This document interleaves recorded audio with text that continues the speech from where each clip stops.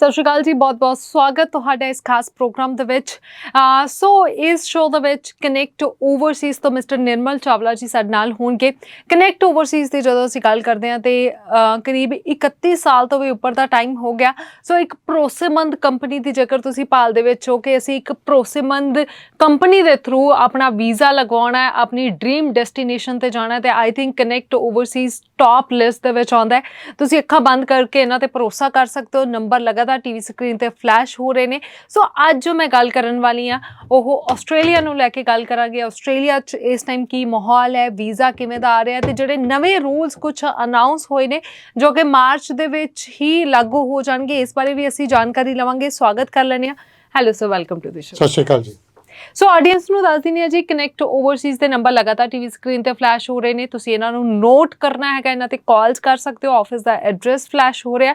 ਤੇ ਇਸ ਤੋਂ ਇਲਾਵਾ ਜੇਕਰ ਤੁਸੀਂ ਘਰ ਬੈਠੇ ਹੀ ਜਾਣਕਾਰੀ ਲੈਣਾ ਚਾਹੁੰਦੇ ਹੋ ਤੇ 30 ਮਿੰਟ ਦਾ ਇਹਨਾਂ ਦਾ ਸਲੋਟ ਹੈ ਜਿਸ ਨੂੰ ਤੁਸੀਂ ਬੁੱਕ ਕਰ ਸਕਦੇ ਹੋ, ਜਿਹਦੇ ਵਿੱਚ ਤੁਹਾਨੂੰ ਜੋ ਵੀ ਇਨਫੋਰਮੇਸ਼ਨ ਚਾਹੀਦੀ ਹੈਗੀ ਆ ਉਸ ਬਾਰੇ ਤੁਹਾਨੂੰ ਪ੍ਰੋਪਰ ਜਾਣਕਾਰੀ ਮਿਲ ਜਾਏਗੀ। ਸੋ ਸਰ, ਸਭ ਤੋਂ ਪਹਿਲਾਂ ਤਾਂ ਮੈਂ ਇਹ ਜਾਣਨਾ ਚਾਹਾਂਗੀ ਕਿ ਰੀਸੈਂਟਲੀ ਕੁਝ ਚੇਂਜਸ ਹੋ ਰਹੇ ਨੇ, ਹੈ ਨਾ, ਮਾਰਚ ਦੇ ਵਿੱਚ ਉਹ ਚੇਂਜਸ ਲਾਗੂ ਹੋ ਜਾਣਗੇ, ਕਿਹੜੇ ਨੇ ਉਹ? ਹਾਂਜੀ ਰਮਨ, ਹੁਣ ਅਸੀਂ ਲਾਸਟ ਵੀਕ ਆਈ ਵਾਸ ਇਨ ਦਿੱਲੀ, ਸਾਡੀ ਏਰੀ ਮੀਟਿੰਗ ਸੀਗੀ ਜਿਸ ਦੇ ਅਸੀਂ ਵੀਜ਼ਾ ਆਫਿਸਰਸ ਨੂੰ ਮਿਲੇ ਹੈਗੇ from Australian high commission, and they advised us ਕਿ on 23rd of March, coming another 3-4 days, GST is being introduced. So GST genuine student test ਹੈਗਾ ਜਿਹੜਾ ਕਿ GT ਨੂੰ ਰਿਪਲੇਸ ਕਰ ਰਿਹਾ।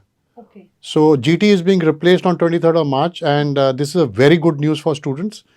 And we expect कि इस टाइम in GST ज़्यादा वीज़ा अप्रूवल रेट आएगा। ਓਕੇ, ਠੀਕ ਹੈ। ਮਤਲਬ ਕਿ ਕਿਉਂਕਿ ਥੋੜ੍ਹਾ ਜਿਹਾ GT ਨੂੰ ਲੈ ਕੇ ਵੀ ਪ੍ਰੋਬਲਮ ਆ ਰਹੀ ਸੀ, ਵੀਜ਼ਾ ਅਪਰੂਵਲ ਰੇਟ ਨਹੀਂ ਸੀਗਾ ਸਹੀ। ਹੁਣ ਵੀਜ਼ਾ ਸਹੀ ਆ ਜਾਣਗੇ। ਰਾਈਟ ਟਾਈਮ ਹੋਏਗਾ ਸਟੂਡੈਂਟ ਲਈ 23rd ਮਾਰਚ ਤੋਂ ਬਾਅਦ ਅਪਲਾਈ ਕਰਨਾ? ਹਾਂਜੀ, ਇਸ ਟਾਈਮ 23rd ਮਾਰਚ ਤੋਂ ਬਾਅਦ ਅਪਲਾਈ ਕਰਨਾ ਬਿਲਕੁਲ ਰਾਈਟ ਟਾਈਮ ਹੈਗਾ। ਜਿਹੜੀ ਵੀ ਸਾਡੀ COE ਇਸ਼ੂਡ ਹੈਗੀ, ਕਨਫਰਮ ਐਨਰੋਲਮੈਂਟ ਇਸ਼ੂਡ ਹੈ, ਸਭ ਨੇ ਹੋਲਡ ਕੀਤੀ, ਸਾਰੀ ਏਜੰਸੀਆਂ ਨੇ ਹੋਲਡ ਕੀਤੀ ਹੈ। Everybody will apply for the visa in first week of April. Now when we talk about GST ਦਾ ਮਤਲਬ ਹੈਗਾ ਕਿ that statement or purpose remove ਕਰਤੀ ਉਹਨਾਂ ਨੇ ਇਸ ਦੇ ਵਿੱਚ। And the reason to remove statement of purpose ਕਿਉਂਕਿ there was no targeted thing, ਲੋਕੀ ਆਪਣੇ ਹਿਸਾਬ ਨਾਲ ਲਿਖੀ ਜਾਂਦੇ ਸੀਗੇ। So sometime different things ਲਿਖ ਰਹੇ ਸੀਗੇ। So in GST, instead of statement of purpose, there is targeted questions. So targeted question ਬੜੇ ਸਿੰਪਲ ਹੈਗੇ। on the questionnaire ਹੈਗਾ, ਉਹਦੇ ਵਿੱਚ ਆਨਸਰਸ ਭਰਨੇ ਹੈਗੇ। So basically they want to understand with student ਕਿ ਤੁਸੀਂ ਆਸਟ੍ਰੇਲੀਆ ਕਿਉਂ ਪੜ੍ਹਨਾ ਚਾਹ ਰਹੇ ਹੋ, ਐਂਡ ਤੁਹਾਡਾ ਜਿਹੜਾ ਕੋਰਸ ਹੈ ਤੁਹਾਨੂੰ ਕੀ ਬੈਨੀਫਿਟ ਕਰੇਗਾ। So these are the kind of things they want to understand from the students ਕਿ ਤੁਹਾਡੇ ਇੰਡੀਆ 'ਚ ਕੀ ਟਾਈਜ਼ ਹੈਗੇ, ਤੁਹਾਡੇ ਇੰਡੀਅਨ ਕਮਿਊਨਿਟੀ ਦੇ ਵਿੱਚ ਕੀ ਟਾਈਜ਼ ਹੈਗੇ, ਐਂਡ ਕੋਰਸ ਕਰਨ ਦਾ ਬੈਨੀਫਿਟ ਕੀ ਹੈ, ਕਿ ਕੋਰਸ ਕਰਕੇ ਇੰਡੀਆ ਆ ਕੇ ਤੁਸੀਂ ਕੀ ਕਰੋਗੇ। So taking all this into consideration ਉਹ ਟਾਰਗੇਟਿਡ ਕੁਐਸਚਨੇਅਰ ਆ ਰਿਹਾ। So once the targeted questionnaire is there, so technically it has to be signed by student, ਤੇ ਸਟੂਡੈਂਟ ਨੂੰ ਖੁਦ ਕੁਐਸਚਨੇਅਰ ਭਰਨਾ ਚਾਹੀਦਾ ਹੈਗਾ। ਓਕੇ, ਠੀਕ ਹੈ। ਤੇ ਕੁਐਸਚਨੇਅਰ ਮਤਲਬ ਕਿ ਲਾਈਕ ਜਿੱਦਾਂ ਅਸੀਂ SOP ਭਰ ਕੇ ਦਿੰਦੇ ਸੀ, ਇੱਦਾਂ ਹੀ ਐਡਵਾਂਸ ਦੇ ਵਿੱਚ ਹੀ ਆਪਾਂ ਸਬਮਿਟ ਕਰਵਾ ਦੇਣਾ, right? No, not in advance. ਇਹ ਜਿਹੜਾ ਕੁਐਸਚਨੇਅਰ ਹੈਗਾ, this is the questionnaire by the immigration department. So immigration department ਦਾ ਕੁਐਸਚਨੇਅਰ ਹੈਗਾ ਜਿਸ ਦੇ ਵਿੱਚ ਬੜਾ ਸਿੰਪਲ ਹੈ। ਜੇ ਤੁਸੀਂ ਕੁਐਸਚਨ ਕਿਸ ਦਾ ਕਾਪੀ ਕੀਤਾ, there are 5 to 6 questions or 7 questions, and ਕਿਸੇ ਪ੍ਰੀਵੀਅਸ ਐਪਲੀਕੇਸ਼ਨ ਨਾਲ ਮੈਚ ਕਰ ਜਾਂਦਾ ਹੈਗਾ, ਸਟੇਟ ਅਵੇ ਰਿਫਿਊਜ਼ਲ ਹੈ। ਸੋ ਇਨ ਕੁਐਸਚਨ ਦੇ ਵਿੱਚ ਸਟੂਡੈਂਟ ਦਾ ਥੋਟ ਪ੍ਰੋਸੈਸ ਆਉਣਾ ਚਾਹੀਦਾ ਹੈਗਾ। ਐਂਡ ਲਾਈਕ ਜਿੱਦਾਂ ਅਸੀਂ ਪਹਿਲੇ ਕਰਦੇ ਸਟੇਟਮੈਂਟ ਆਫ ਪਰਪਸ ਦੇ ਵਿੱਚ, we used to ask the student to write it and then help him to correct it up. ਸਾਡਾ ਸਿਸਟਮ ਉਹੀ ਰਹੇਗਾ, and we will assist, we will guide the students ਕਿ ਉਹ ਕੁਐਸਚਨਰ ਕਿੱਦਾਂ ਭਰਨਾ ਹੈ, ਐਂਡ ਸਾਡੀ ਐਕਸਪਰਟਾਈਜ਼ ਹੈ ਉਸਦੇ ਵਿੱਚ। Okay, right. ਕਿਉਂ ਪਹਿਲਾਂ ਇਹ ਹੁੰਦਾ ਸੀਗਾ ਕਿ SOP ਹੈ ਤੇ ਆਲਮੋਸਟ ਬਹੁਤ ਸਾਰੇ ਏਜੰਟਸ ਵੀ ਇੱਦਾਂ ਕਰਦੇ ਸੀ ਕਿ ਇੱਕ ਹੀ SOP ਰੈਡੀ ਕੀਤੀ ਸੀ ਜੋ ਸਾਰੇ ਸਟੂਡੈਂਟਸ ਦੀ ਫਾਈਲ ਤੇ ਚਿਪਕਾ ਦਿੱਤੀ ਜਾਂਦੀ ਸੀ। ਹੁਣ ਇੱਦਾਂ ਦਾ ਕੁਝ ਨਹੀਂ ਹੋ ਪਾਏਗਾ। ਸੋ ਹੁਣ ਸਰ ਇਸ ਟਾਈਮ ਨੈਕਸਟ ਇਨਟੇਕ ਕਿਹੜਾ ਮਿਲੇਗਾ ਸਟੂਡੈਂਟਸ ਨੂੰ? ਦੇਖੋ ਜੀ, ਨੈਕਸਟ ਇਨਟੇਕ ਜਿਹੜਾ ਆ ਰਿਹਾ ਜੁਲਾਈ 2024 ਦਾ ਆ ਰਿਹਾ ਹੈਗਾ, ਐਂਡ ਇਸ ਤੋਂ ਬਾਅਦ ਇੱਕ ਛੋਟਾ ਇਨਟੇਕ ਆਉਂਦਾ ਨਵੰਬਰ 2024 ਦਾ। So which is a very good intake, and we are hoping ਕਿ ਆਫਟਰ ਆਲਮੋਸਟ 1.5 years ਤੋਂ ਬਾਅਦ this intake will have better approval rate, ਕਿਉਂਕਿ ਫੈਬਰੀ 'ਚ ਕਾਫੀ ਵੀਜ਼ਾਸ ਨਿਕਲ ਗਏ ਹੈਗੇ, ਐਂਡ GT ਸਿਸਟਮ ਐਕਚੁਅਲੀ ਕਾਫੀ ਓਲਡ ਹੋ ਚੁੱਕਾ ਸੀਗਾ। ਸੋ GT ਸਿਸਟਮ ਤੋਂ ਈਵਨ ਆਊਟਡੇਟਡ ਹੋ ਚੁੱਕਾ ਸੀ because as per the new guidelines. ਸੋ ਨਈ ਜਦ ਗਾਈਡਲਾਈਨਸ ਆਉਂਦੀ ਹੈ ਕਿਸੇ ਵੀ ਇਮੀਗ੍ਰੇਸ਼ਨ ਡਿਪਾਰਟਮੈਂਟ ਤੋਂ, ਜਦ ਨਈ ਗਾਈਡਲਾਈਨਸ ਆਉਂਦੀ ਹੈ, that is made as per the feedback from the market, and the guidelines are always made for to visa approve ਕਰਨ ਵਾਸਤੇ, to give more visas. So hopefully ਜਿਹੜੇ ਬੱਚਿਆਂ ਨੇ ਹੋਲਡ ਕੀਤਾ, ਜਿਹੜੇ ਬੱਚੇ ਡਰ ਰਹੇ ਸੀਗੇ, they should come forward and apply now. Okay, so ਹੁਣ ਕਿਸ ਤਰ੍ਹਾਂ ਦੇ ਬੱਚੇ ਜਾ ਪਾਣਗੇ, ਲਾਈਕ ਐਲੀਜੀਬਿਲਟੀ ਕ੍ਰਾਈਟੇਰੀਆ ਦੀ ਜੇਕਰ ਗੱਲ ਕਰੀਏ ਤਾਂ? ਟੈਕਨੀਕਲੀ ਦੇਖੋ ਰਮਨ, ਕ੍ਰਾਈਟੇਰੀਆ ਦੇ ਸੇਮ ਹੈਗਾ। I mean if we talk about financials ਦੀ ਰਿਕੁਆਇਰਮੈਂਟ ਉਹੀ ਰਹਿਣੀ ਹੈਗੀ, 11 ਤੋਂ 12 ਲੱਖ ਦੀ ITRs ਪੈਰੈਂਟਸ ਹੀ ਹੈਗੀ ਹੋਣੀ ਚਾਹੀਦੀਆਂ। And the proof of business should be there. Like ਅਗਰ ਕੋਈ ਕਹਿੰਦਾ ਜੀ ਮੇਰੀ ਮਦਰ ਬੁਟੀਕ ਚਲਾ ਰਹੀ ਹੈ, ਸੋ ਇਕੱਲਾ ਇੱਕ ਬੁਟੀਕ ਦਾ MSME ਦਾ ਸਰਟੀਫਿਕੇਟ ਨਹੀਂ ਚੱਲੇਗਾ। ਵੀ ਨੀਡ ਡਾਕੂਮੈਂਟਸ ਵਿਚ ਪ੍ਰੂਫਸ ਕਿ ਬੁਟੀਕ ਕਿੱਥੇ ਚੱਲ ਰਿਹਾ, ਕਿਹੜੇ ਪ੍ਰੈਮਿਸਿਸ ਤੇ ਚੱਲ ਰਿਹਾ, like a rent deed. then we need a current account for boutique.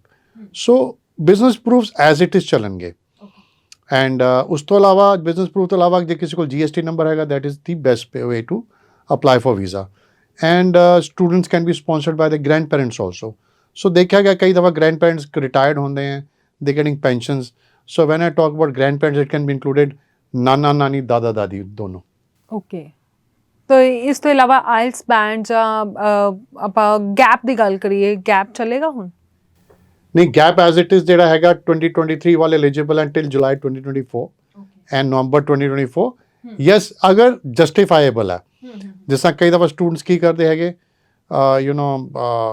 ਦੇ are doing something, they are giving some entrance exam, NEET ਦਾ ਐਂਟਰੈਂਸ ਐਗਜ਼ਾਮ ਦੇਤਾ ਜਾਂ JEE ਦਾ ਐਂਟਰੈਂਸ ਐਗਜ਼ਾਮ ਦਿੱਤਾ, ਜਾਂ ਨਰਸਿੰਗ ਦਾ ਫॉर एग्जांपल ਨਰਸਿੰਗ ਦਾ entrance exam ਦਿੱਤਾ।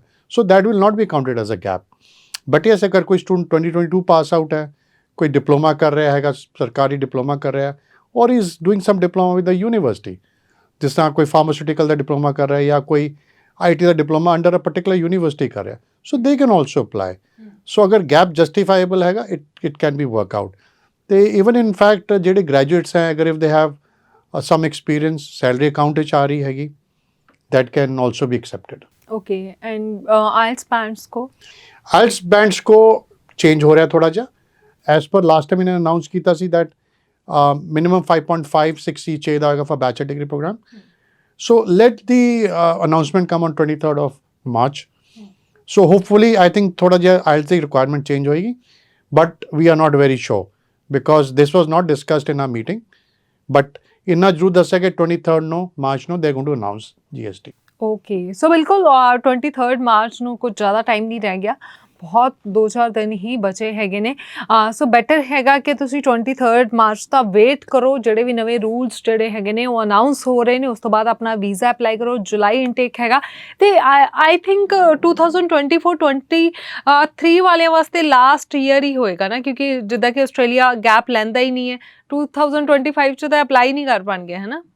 ਹਾਂਜੀ, ਬਿਲਕੁਲ ਕਰੈਕਟ ਕਹਿ ਰਹੇ ਹੋ ਜੀ। ਜਿਹੜੇ ਜਿਨ੍ਹਾਂ ਨੇ April May 2023 'ਚ ਆਪਣੇ ਐਗਜ਼ਾਮਸ ਪਾਸ ਕੀਤੇ, ਚਾਹੇ ਉਹ ਬੈਚਲਰ ਡਿਗਰੀ ਕੀਤੀ ਹੈ, ਚਾਹੇ 10+2 ਕੀਤੀ ਹੈ, they should come forward and reapply now, because or they should have some gap justification, ਕੋਈ ਡਾਕੂਮੈਂਟੇਸ਼ਨ ਪ੍ਰੋਪਰ ਹੋਵੇ ਉਹਨਾਂ ਕੋਲ। ਬਟ ਆਈ ਸਟਿਲ ਸੁਜੈਸਟ ਕਿ ਬੱਚਿਆਂ ਨੂੰ ਹੁਣੇ ਅਪਲਾਈ ਕਰਨਾ ਚਾਹੀਦਾ, ਐਂਡ ਦੇ should take avail the July 2024 the intake. Okay, and spouse ਦੀ ਜੇ ਗੱਲ ਕਰਾਂ, ਸਪਾਊਸ ਨੂੰ ਲੈ ਕੇ ਕੁਝ ਰੂਲਸ ਆਏ ਨੇ? Spouse, the rules are the same, Raman. Okay. I mean, anybody can take their spouse, चाहे bachelor degree जा रहे हैं या तो masters जा रहे हैं. But what is required is that anybody going for master degree program, अगर the boy is 10+2 pass and his wife is a graduate, so वो case नहीं निकलते. So technically, spouse वास्ते अगर लड़की graduate है, the boy should also be a graduate. Okay. So that is what required, and marriage should be old, and there should be proper marriage proof. Photographs and other things should be proper. Then only the spouse visas will come in. Otherwise spouse visa ਲਈ difficulty ਹੈ। ਜਿਹੜੇ ਬੱਚੇ ਅਗਰ 10+2 ਪਾਸ ਹੈ and ਲੜਕਾ ਵੀ 10+2 ਪਾਸ ਹੈ, ਉਹਨਾਂ ਵਾਸਤੇ ਆਪਸ਼ਨ ਨਹੀਂ ਹੈ ਇਸ ਟਾਈਮ। ਓਕੇ, ਸੋ ਸਰ ਹੁਣ ਤੁਹਾਡੇ 30 ਮਿੰਟ ਸਲੋਟ ਦੀ ਗੱਲ ਕਰਦੇ ਹੈਗੇ ਆ, ਹੈ ਨਾ? ਕਿੱਦਾਂ ਸਟੂਡੈਂਟਸ ਉਸ ਨੂੰ ਬੁੱਕ ਕਰ ਸਕਦੇ ਨੇ? ਕਿਹੜੀ ਇਨਫੋਰਮੇਸ਼ਨ ਇਹਦੇ ਵਿੱਚ ਉਹਨਾਂ ਨੂੰ ਮਿਲੇਗੀ? what we are giving, Raman, is student an option। ਜਿਹੜੇ ਬੱਚੇ ਬਾਹਰ ਬੈਠੇ हैं, लेट्स सपोज कोई कैलकाटा बैठा, दिल्ली बैठा है, एंड इवन फगवाड़े बैठा है या हरियाणा च कैथल च बैठा है, so they can call our numbers और ईमेल अस, ईमेल आईडी भी ਅਸੀਂ डिस्प्ले करांगे, and they can request a 30-minute slot with any of our counselor. So depending अगर स्टूडेंट ने ऑस्ट्रेलिया बारे पता करना है, यूके बारे पता करना है, New Zealand, US, Ireland, any country, so they can just request for a booking of a time slot, ਜਿਹੜਾ ਅਵੇਲੇਬਲ ਹੋਏਗਾ ਉਹਨਾਂ ਨੂੰ ਦਿੱਤਾ ਜਾਏਗਾ, and they can talk live with R councillors. Okay, so right, ਕਿਉਂਕਿ ਬਹੁਤ ਸਾਰੇ ਦੂਰ ਦੇ ਸਟੂਡੈਂਟਸ ਹੁੰਦੇ ਨੇ, ਚੰਡੀਗੜ੍ਹ ਨਹੀਂ ਪਹੁੰਚ ਪਾਉਂਦੇ, ਤਾਂ ਉਹ ਇਸ ਸਲॉट ਬੁੱਕ ਕਰਕੇ ਪ੍ਰੋਪਰ ਇਨਫੋਰਮੇਸ਼ਨ ਜਿਹੜੀ ਆ ਉਹ ਲੈ ਸਕਦੇ ਨੇ। So thank you so much sir. ਸਤਿ ਸ਼੍ਰੀ ਅਕਾਲ ਜੀ। ਸੋ ਆਸਟ੍ਰੇਲੀਆ ਬਾਰੇ ਅਸੀਂ ਗੱਲਬਾਤ ਕੀਤੀ ਹੈ, ਜਿਹੜੇ ਨਵੇਂ ਰੂਲਸ ਨੇ ਸਰ ਨੇ ਦੱਸ ਦਿੱਤਾ ਹੈ ਆਲਮੋਸਟ ਕੀ ਨਵੀਆਂ ਚੀਜ਼ਾਂ ਜਿਹੜੀਆਂ ਹੈਗੀਆਂ ਉਹ ਅਨਾਊਂਸ ਹੋਣ ਵਾਲੀਆਂ ਨੇ। ਬਾਕੀ 23 ਮਾਰਚ ਦਾ ਵੇਟ ਕਰਦੇ ਹਾਂ ਕਿ ਹੋਰ ਕੀ ਕੁਛ ਨਵਾਂ ਆਉਣ ਵਾਲਾ ਹੈ। ਬਟ ਆਈ ਥਿੰਕ ਕਿ ਹੁਣ ਜਿਹੜਾ ਵੀਜ਼ਾ ਸਕਸੈਸ ਰੇਟ ਆ ਉਹ ਸ਼ਾਇਦ ਆਸਟ੍ਰੇਲੀਆ ਦਾ ਹੁਣ ਹਾਈ ਹੋ ਜਾਏਗਾ। ਪਹਿਲਾਂ ਥੋੜ੍ਹਾ ਜਿਹਾ ਡਾਈਸੀ ਮਾਹੌਲ ਸੀਗਾ, ਪਰ ਹੁਣ ਨਵੇਂ ਰੂਲਸ ਦੇ ਨਾਲ ਅੱਛੇ ਤਰੀਕੇ ਦੇ ਨਾਲ ਹੁਣ ਵੀਜ਼ਾਸ ਆਉਣੇ ਸ਼ੁਰੂ ਹੋ ਜਾਣਗੇ। ਸੋ ਤੁਸੀਂ ਜਲਦੀ ਕਰੋ, ਖਾਸ ਕਰਕੇ 23 ਵਾਲੇ ਸਟੂਡੈਂਟਸ ਲਈ ਆਲਮੋਸਟ ਲਾਸਟ ਮੌਕਾ ਹੀ ਹੈਗਾ। ਸੋ ਜਲਦੀ ਅਪਲਾਈ ਕਰਨ ਦੀ ਕੋਸ਼ਿਸ਼ ਕਰੋ। ਕਨੈਕਟ ਓਵਰਸੀਜ਼ ਦੇ ਨੰਬਰ ਫਲੈਸ਼ ਹੋ ਰਹੇ ਨੇ, ਆਈ ਹੋਪ ਨੋਟ ਕਰ ਲਏ ਹੋਣਗੇ ਤੁਸੀਂ, ਤੇ ਆਫਿਸ ਦੇ ਵਿੱਚ ਵੀ ਪਹੁੰਚੋ। ਸਤਿ ਸ਼੍ਰੀ ਅਕਾਲ।